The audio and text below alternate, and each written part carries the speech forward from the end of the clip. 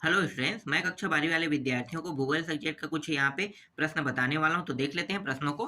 तो देखो, यहाँ पे तीसरा नंबर में दिया हुआ है 1 से 7 तक 1 नंबर के प्रश्न, 8 से 13 तक 3 नंबर के प्रश्न, 4 से 20 तक 5 नंबर के प्रश्न है, 21 22 5 नंबर के प्रश्न रहेगा।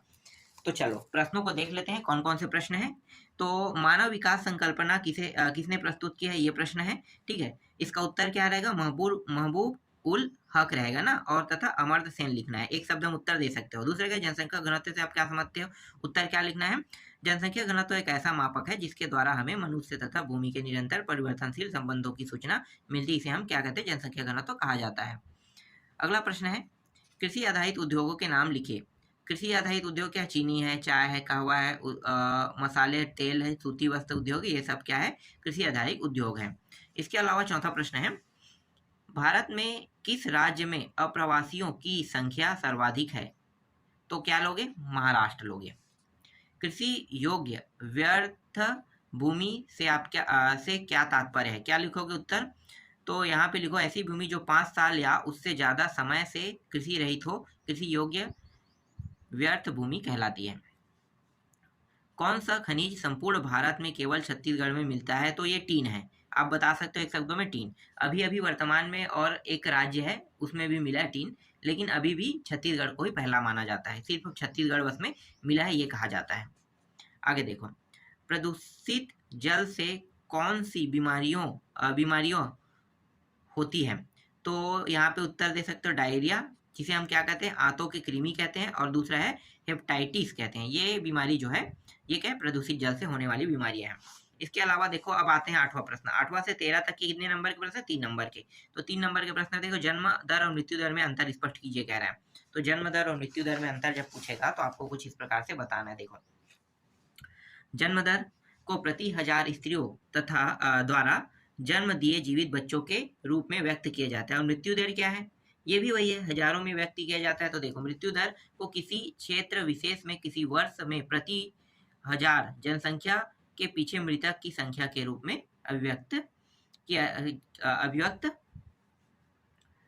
की जाती है। अशोधित मृत्यु दर, और इसमें क्या है? इसमें कह रहा है अशोधित जन्म दर। यहाँ पे ये बताया कि कैसे करना, वही हजार हजार वाला जो बताया वही ट्रिक यहाँ पे लगा है। अगला देखो, जन्म दर की जानकारी किसी देश की जनसंख्या वृद्धि के अध्ययन के लिए उपयोगी है। जनसंख्या वृद्धि केवल बढ़ती हुई जनसंख्या से नहीं होती, अपितु घटती हुई मृत्यु दर से भी होती है।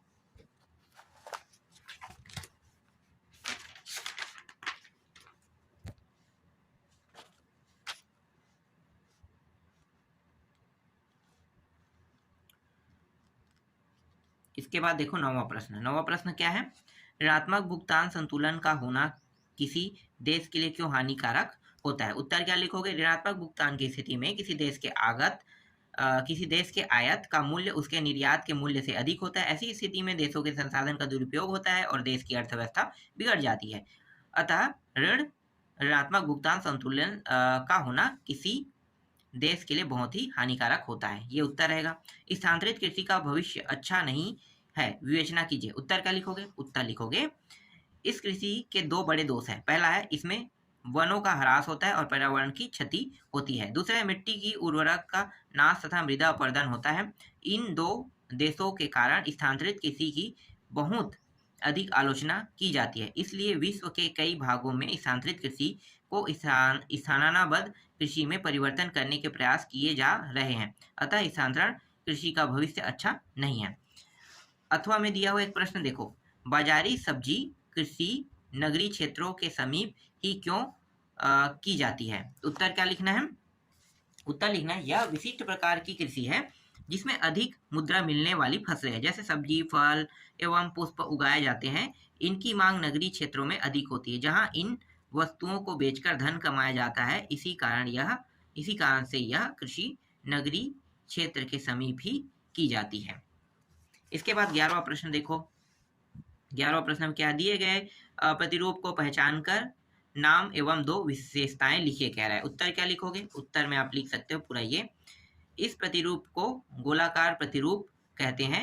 यहाँ पे देखो, यह प्रतिरूप उन गांवों में मिलते हैं जहां किसी झील या तालाब के किनारे मकान बन जाते हैं। इन गांवों में गोलाकार रूप में घर बस जाते हैं।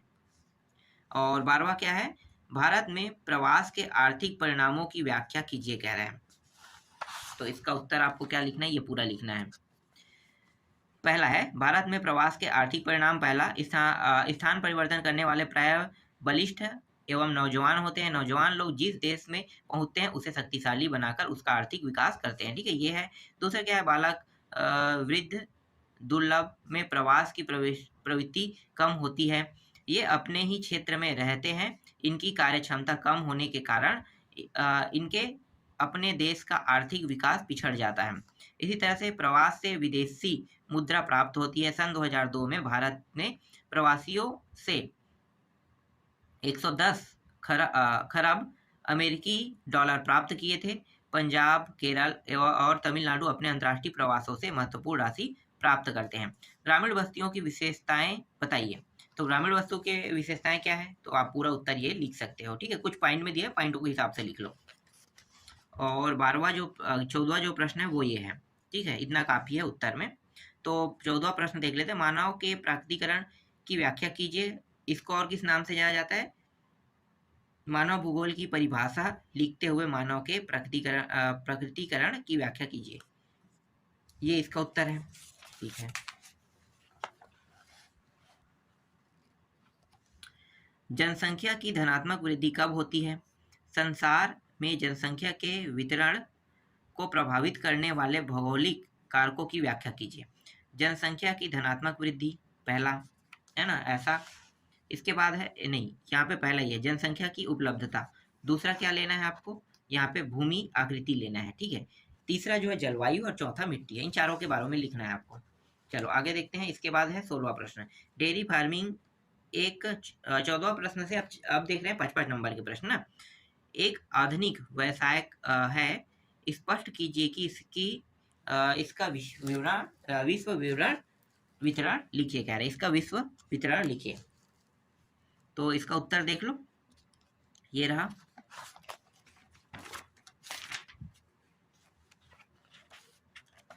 और इसके बाद अगला जो है हमारा प्रश्न है, अथवा में दिया हुआ है।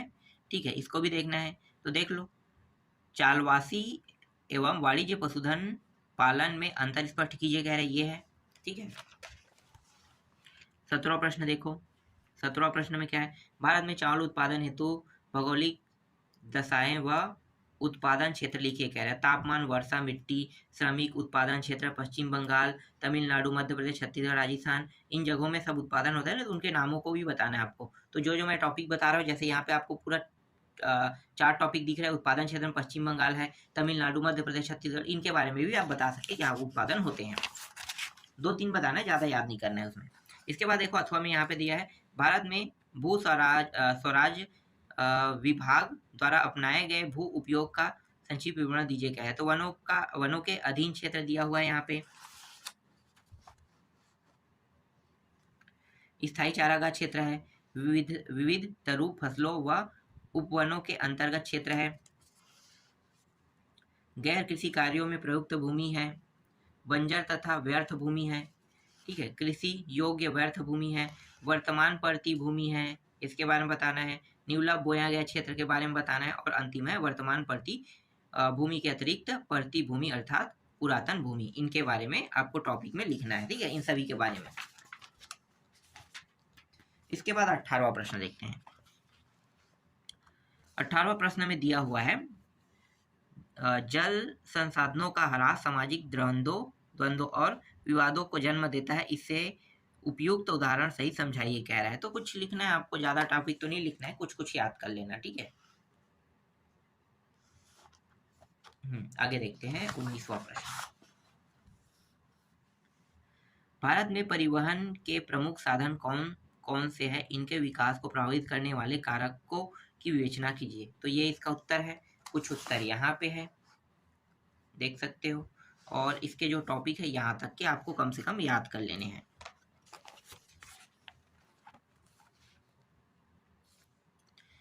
छत्तीसगढ़ के सिंचाई के साधनों की व्याख्या कीजिए कह रहा है। सिंचाई के साधन क्या क्या है, नहर है, तालाब है, कुआं है, यहाँ पे लिखा हुआ है। ठीक है, कुआं, नलकूप है। तो इन साधनों के बारे में आपको बताना है। ये काफी है 4। इसके बाद देखो अथवा प्रश्न भी दिया हुआ है, छत्तीसगढ़ में मिलने वाले प्रमुख खनिज पदार्थों का वर्णन कीजिए। बहुत सारे खनिज पदार्थ, लोहा है, कोयला है, बॉक्साइट है, डोलोमाइट है, टीन है, इन सब के बारे में लिखना है आपको। चलो 21वां देखते हैं। 21वां में क्या है, विश्व के सीमाकार मानचित्र में दर्शाए गए निम्नलिखित को पहचानिए तथा उनके नाम वो अपनी उत्तर पुस्तिका में लिखे, कह रहा है। तो ये नाम दिया हुआ है, ठीक है। इनको क्या करना है, यहाँ पे मैं आपको दिखाता हूँ एक आकृति, उसमें आपको क्या करना है, दर्शाना है, या ये आकृति दिया रहेगा तो इसके हिसाब से आपको उत्तर में बताना है, ठीक है। ये आकृति है, ये क्या है पता है, विश्व भूगोल है, ठीक है, विश्व भूगोल। इसे आप ग्लोब में देखते हो इस आकृति को। भारत देखो यहाँ पे दिखाई दे रहा है छोटा सा भारत, ये क्या है, चाइना है, ये मंगोलिया है, ये रूस है, ये यूक्रेन है। रूस और यूक्रेन के बीच क्या हो रहा है, युद्ध हो रहा है, ठीक है। नहीं छोटा सा है, इतना बड़ा भी नहीं, यहाँ पे है, ठीक। चलो, और ये ऑस्ट्रेलिया है। यहाँ पे उसका उत्तर दिखा दो, जो जो पूछा है ना उनका। तो देखो ये रहा उत्तर। अब ये 22वां प्रश्न आ गया। 22वां प्रश्न को मानचित्र में क्या करना है, दर्शाना है। थार का मरुस्थल कहाँ, गंगा नदी, कच्छ का रण, मुंबई और नीलगिरी पर्वत, ठीक है। इनको दर्शाना है तो आपको यहाँ पे चित्र में दर्शाना है कुछ इस प्रकार से। देखो यहाँ पे दर्शाया भी गया है। थार का मरुस्थल इसे कहते हैं, ये वाला एरिया राजस्थान है, थार का मरुस्थल है। ये गंगा नदी है, ये यहाँ से यहाँ इस तरह से गिरती है। यहाँ पे कच्छ वाला है, कच्छ का रण, ये मुंबई है, ठीक है। और यहाँ पे देखो, यहाँ पे है नीलगिरी पर्वत है। तो 5 नाम थे, पांचों को दर्शाना था, मैंने बता दिया यहाँ पे, ठीक है। अथवा में भी दिया, देखो छत्तीसगढ़ मुख्य नदी, छत्तीसगढ़ का लौह उद्योग, एक सीमेंट कारखाना, छत्तीसगढ़ का न्यायाधीन और सुपर थर्मल पावर केंद्र, ठीक है। इसको बताना है। तो चलो इसको भी मैं दिखाता हूँ कहाँ कहाँ पे दर्शाना है आपको। देखो छत्तीसगढ़ की ये रहा मानचित्र, यहाँ पे ये सभी चीजें देखो, यहाँ पे दर्शाया गया, इसे यहाँ पे दर्शाया गया और यहाँ पे दर्शाया गया। जो सीमेंट कारखाना है, सब चीजों को ना, ये जो जो पूछा है वो कहाँ कहाँ है देख लो। महानदी, ठीक है, महानदी को दर्शाया इन्होंने, भिलाई स्टील प्लांट को, जामुन को, ये सीमेंट कारखाना है। बिलासपुर में क्या है, न्यायाधीन, मतलब ये न्यायाधीन मतलब है हमारा उच्च न्यायालय वहीं पे कोरबा। सुपर थर्मल को, जो कोयला खदान है ना, वहां पे सुपर थर्मल लगा है ना, वही चीज है ये। इसने स्पष्ट रूप से नाम नहीं दिया, लेकिन मैं आपको बता रहा हूँ, ठीक है। तो इस तरह से मैंने आपको गूगल का एक सेट दिखा दिया, अभी और सेट है, उनको भी मैं आपको जल्दी बताते चलूंगा।